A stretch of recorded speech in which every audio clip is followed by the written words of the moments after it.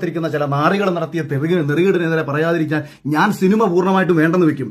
ഞാൻ പൂർണ്ണമായും എന്റെ സിനിമയെ വേണ്ടെന്ന് വെക്കും. ഇവന്മാർ എന്നെ മാക്സിമം പോയി കഴിഞ്ഞാൽ തൊലിക്കാൻ പോകുന്നത് അഖില് സിനിമയിൽ നിൽക്കുന്ന ഒരാളാണ്, ഏഷ്യാനെറ്റുമായിട്ട് ബന്ധം വേണം, അല്ലെങ്കിൽ ഈ ഇരിക്കുന്ന ഈ രണ്ട് പേര് കേട്ടോ, അധികം ആൾക്കാരൊന്നുമില്ല, രണ്ട് പേരേ ഉള്ളൂ ഇതിന്റെ പിന്നിൽ.